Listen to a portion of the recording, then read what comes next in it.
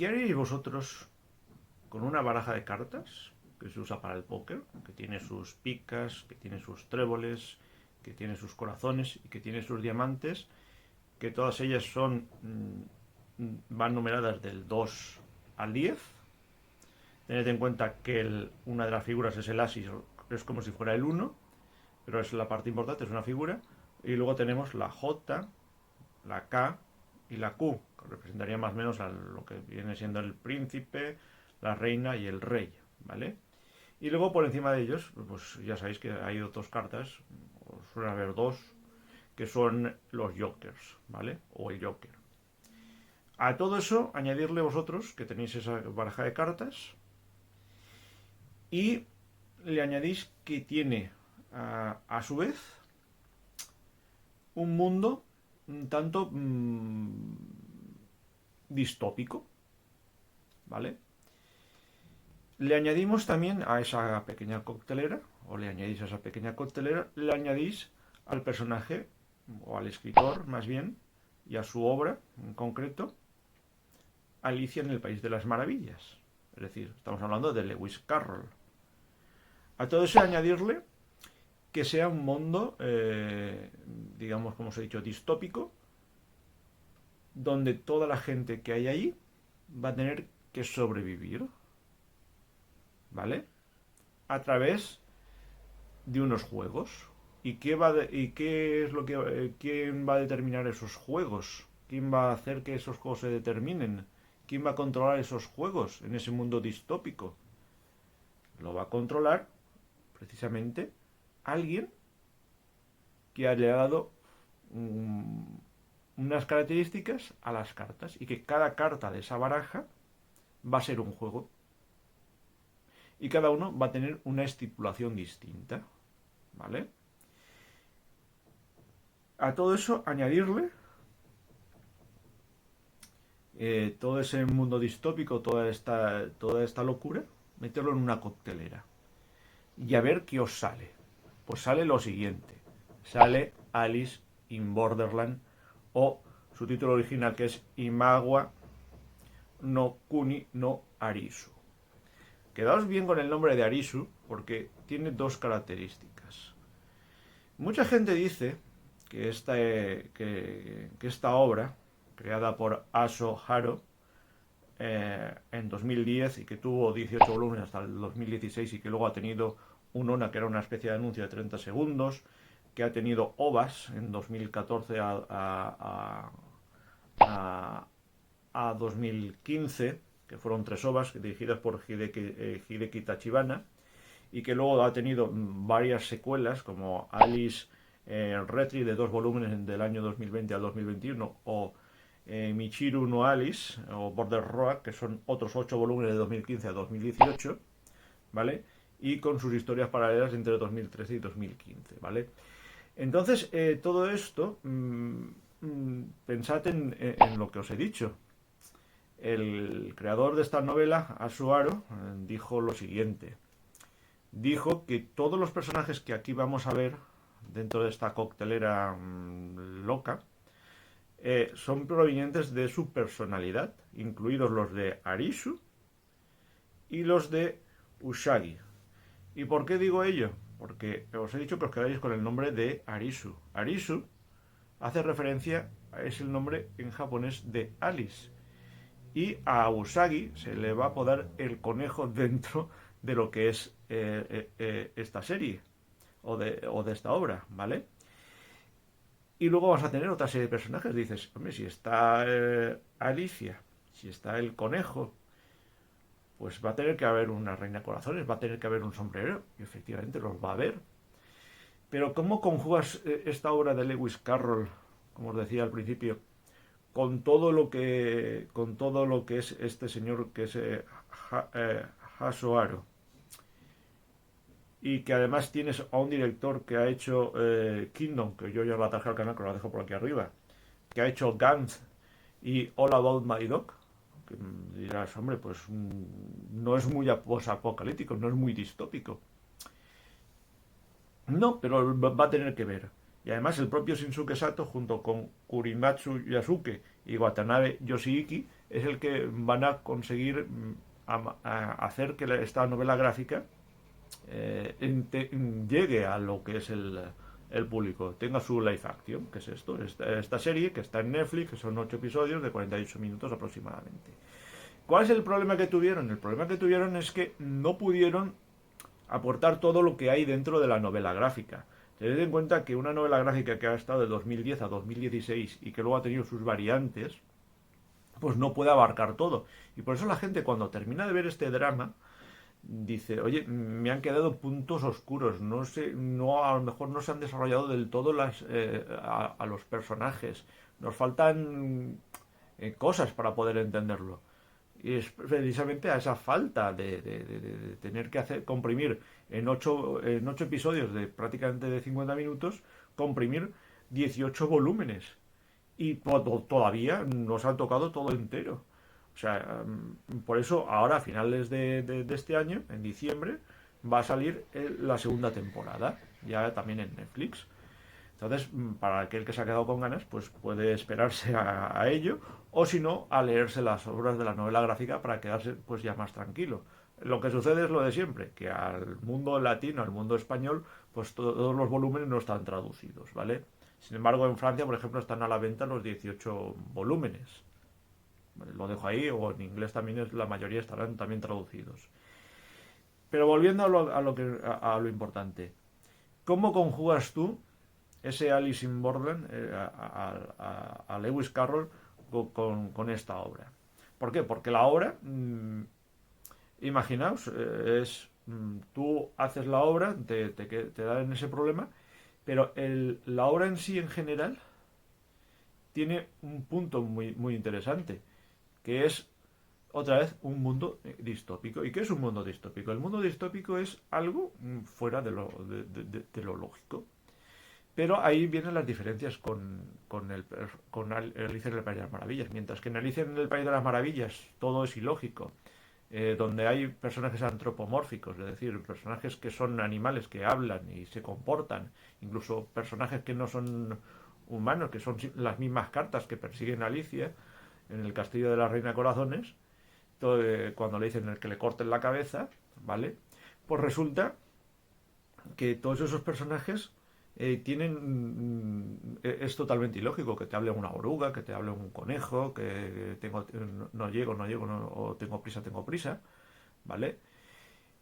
Por cierto, recordando esto, me recuerda mucho a la obra que os traje a Miyuki Wonderland, que os la dejaré por aquí arriba, que es del Estudio Clan, que os la traje también aquí al canal. Y resulta pues que te dices, hostia, no concuerda esto, no concuerda esto.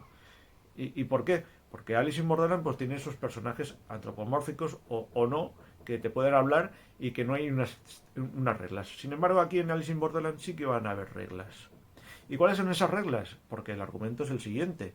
Tenemos al personaje de Kento Yamazaki, que es Ryohei Arisu, que junto con los amigos, que son Shota y Kurube, pues no son una gente que digamos que lo están pasando mal en su época, que son prácticamente como una especie de apestados. Él es un chico que no sale de su habitación, que es muy inteligente, el otro trabaja en un bar y el otro es hijo de alguien que está muy obsesionado con la religión. Son personajes que tienen trabajos normalitos y que les cuesta adaptarse a la sociedad, ¿no? Como a la mayoría de japoneses, pues adaptarse, pues cada uno se encierra en lo suyo.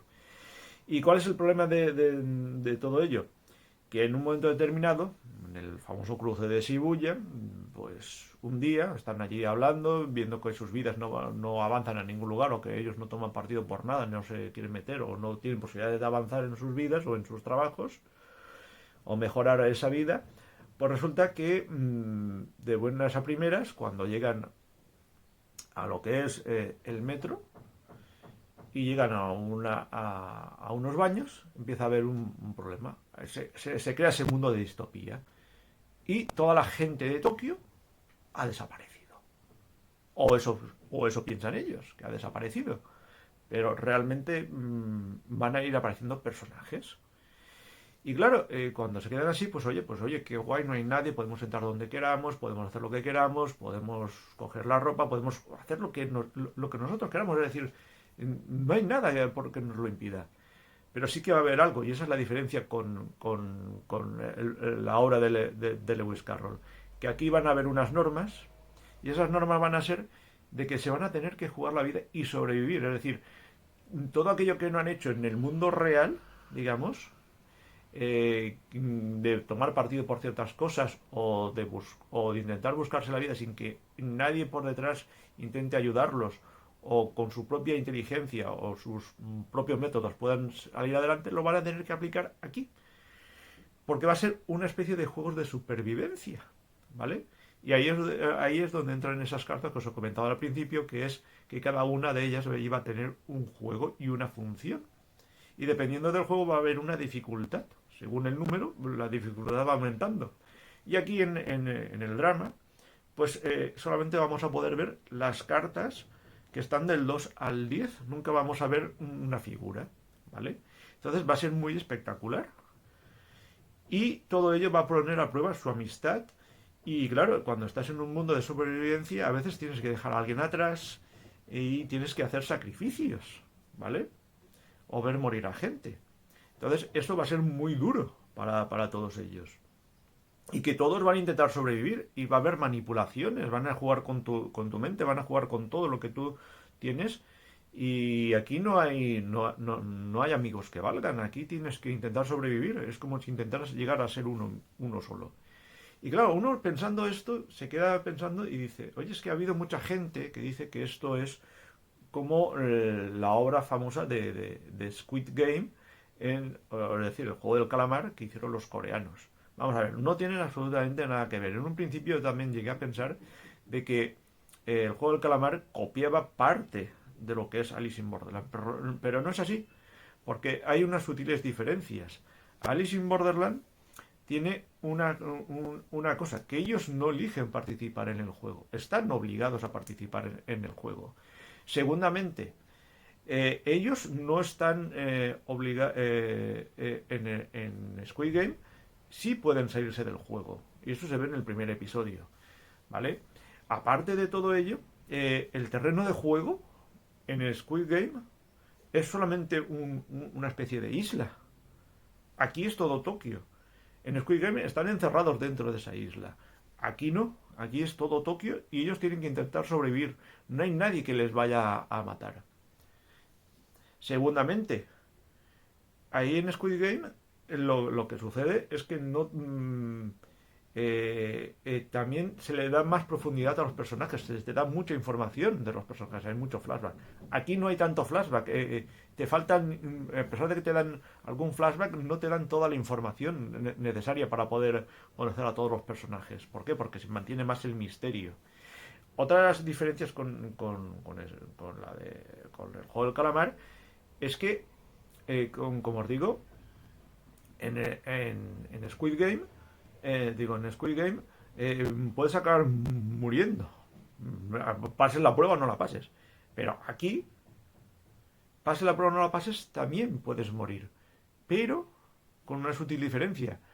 Allí no tienes visas. Allí haces la prueba y sigues viviendo. Pero no tienes visas. Aquí sí. Aquí, a pesar de que no estés jugando, si tú no participas por obligación en ese juego, vas a acabar muriendo, ¿vale? Y las visas te dan un determinado tiempo y que tú tienes que ir participando en el mayor número de juegos para poder sobrevivir. O sea, tienes que renovarlo, es como renovar tu carnet. Y es muy curioso que les digan visas porque es como una especie de para inmigración, ¿vale? Las visas son los visados, simplemente. Entonces, son sutiles diferencias. Entonces, no os fiéis de toda aquella gente que os vaya a decir que Squid Game y Alice in Borderland uno copió al otro. No, son una especie de parecidos, pero no iguales, ¿vale? Tienen sus diferencias. Pero bueno, no es el caso de comparar aquí con Squid Game. El caso es que aquí tienes la parte que os digo, que es esa parte social. Y la parte social, pues de Haso Aro, como decía, es que la mezcla con la distopía de los personajes que todos los personajes salen de él y o de su personalidad y lo mezcla con el estilo distópico de Alicia en el País de las Maravillas de aquí de Lewis Carroll. ¿Y cómo lo va a conseguir también? Pues gracias a una gran banda sonora que es de llamada Yutaka, que si escogéis la versión digital, digamos, tiene 3 CDs, ¿vale? Que entre los tres suman 38 temas. Ahí en la descripción del vídeo os los voy a dejar todos. Y están hechos por la Orquesta Filarmónica de Praga, ¿vale? Para que veáis el nivel. Es una música muy buena, o sea, la intro es espectacular, está muy bien hecha. Y si os dais cuenta, es una de las partes más icónicas de la serie, ¿vale? En aspecto técnico, es, como decía, el cruce de Shibuya. Pero resulta que ese cruce de Shibuya, la serie no está grabada ahí. Por diversas circunstancias técnicas no lo pudieron hacer ahí y lo rodaron en otra zona aledaña que simulaba ello. Y también la parte donde está el metro, ahí en Shibuya, que es donde empieza toda la distopía, pues en concreto en los baños, una vez salen de los baños, tampoco está rodado ahí, de esos baños del metro, está rodado en otro lado. ¿Y por qué? Porque ellos tienen, la serie tiene una especie de plató gigantesco por la zona, ¿vale? Y se han hecho, incluso por cinemáticas y por todo esto, se han recreado toda la ciudad y los edificios. Y esos edificios se han recreado muy bien, ¿vale? También tiene otra parte técnica muy interesante. Si os acordáis de la película del tigre, que estaba junto con un niño en una balsa, en una barca en medio del mar, pues el que hizo esos efectos especiales aquí hace al tigre, que se ve en uno de los episodios. Y también va a aparecer una especie va a aparecer una pantera, que es cuando están en la prueba del zoo, y esa pantera también está hecha por ordenador y también se pasan muchísimo tiempo visitando zoos para ver cómo se movían las panteras, ¿vale? Entonces es muy interesante que veáis estas cositas, ¿vale? El caso es que es bastante fuerte todo ello. En cuanto a nivel social, pues aquí vamos a tener todo eso, lo típico que es una especie de crecimiento personal, de tomar partido en una situación brutal y distópica. ¿Qué harías tú en el sentido de que te pasara esto, que te metieran en un mundo donde tienes que sobrevivir? Y aparte de ello, ahí se van a poner a prueba pues los temas sociales, la amistad, si tienes pareja, el amor, las traiciones, las manipulaciones, etcétera, etcétera. Ver un mundo totalmente cruel, porque los que están jugando con esta gente se ha quedado atrapada en el juego, son gente que parece que está disfrutando viendo morir a esa gente o viendo cómo sufre la gente. Y eso es lo que te tienes que quedar con esta historia, ¿vale? Y ahora vamos con los protagonistas, con los actores, ¿vale? Tenemos a Yamazaki Kento, que es Ryohei Arisu. Recordad que Arisu significa Alicia o Alice en japonés. Y él es un chico que es inteligente, que está siempre siendo comparado con su hermano mayor, etcétera, etcétera, pero que él, a diferencia de lo que pasa en la novela gráfica, no es tan perceptivo, no tiene las mismas características, ni es una especie de Sherlock Holmes que gracias a lo que van dejando sus compañeros y a su inteligencia, consigue descifrar los problemas de los juegos y superarlos, ¿vale? Os digo porque, como os decía, adaptar esos volúmenes de la obra solamente en 8 episodios es muy complicado. Por eso se le han cambiado algunas situaciones y algunas características de personajes. Y aquí, pues, el personaje de Yamazaki Kento, pues lo hace muy bien. Y él, que no se había involucrado prácticamente en nada, va a tener que tomar decisiones muy difíciles. Os voy a dar simplemente pinceladitas, ¿vale? Luego tenemos a Tao Tsuchiya, que va a hacer de Usagi a Aoiya. Y este personaje es ella es una escaladora, tiene en mente el recuerdo de su padre, que no puedo decir mucho de ella, y va a ser el personaje del conejo, que sale en Alicia en el País de las Maravillas. Y este personaje es también muy interesante porque va a ser como ese equilibrio que va a encontrar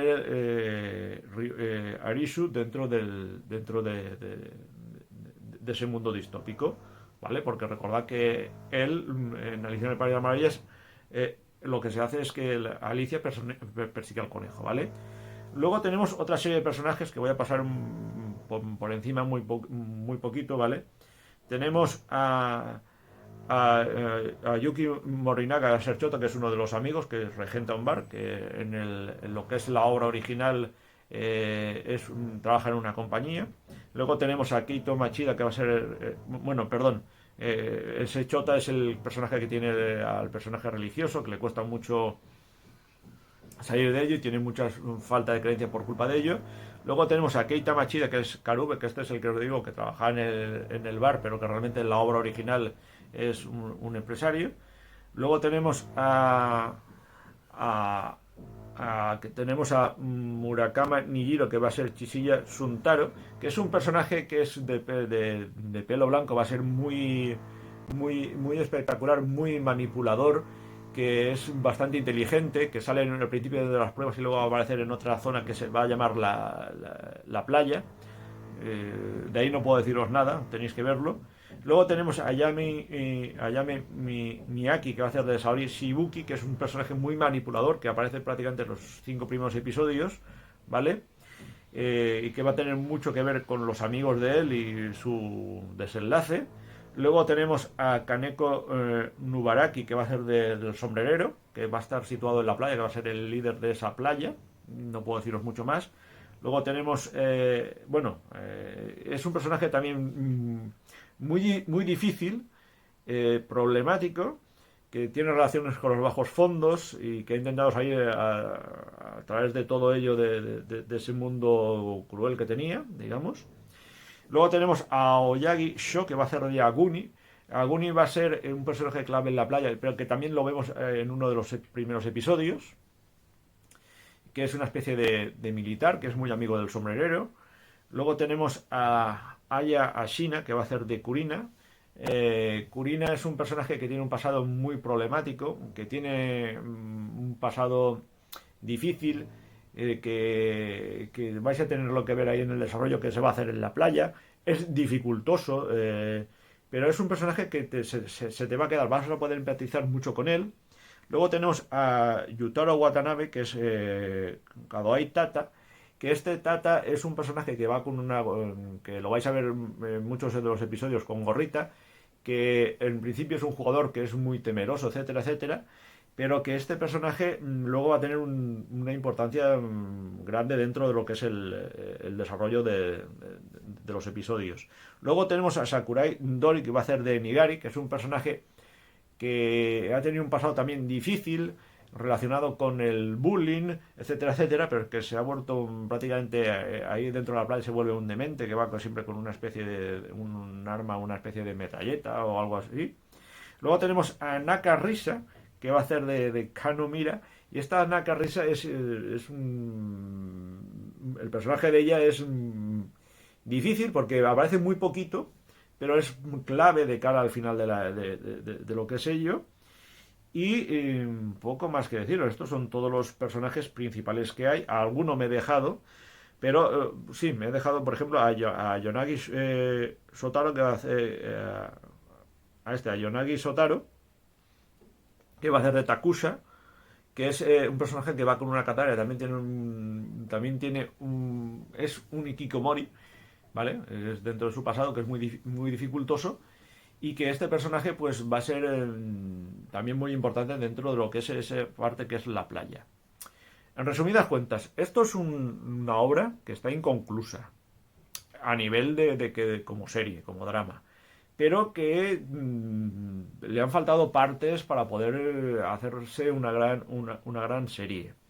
Que por eso parece que la gente no le tome mucho aprecio y que la verdad sí que vale muchísimo la pena, porque todo lo que trata es muy interesante y muy cruel, muy duro de ver, pero es que la realidad es igual de dura, o sea, no tienes que inventarte un mundo distópico para ver algo similar. La gente ya de por sí es cruel con la propia gente, es cruel hasta con los animales.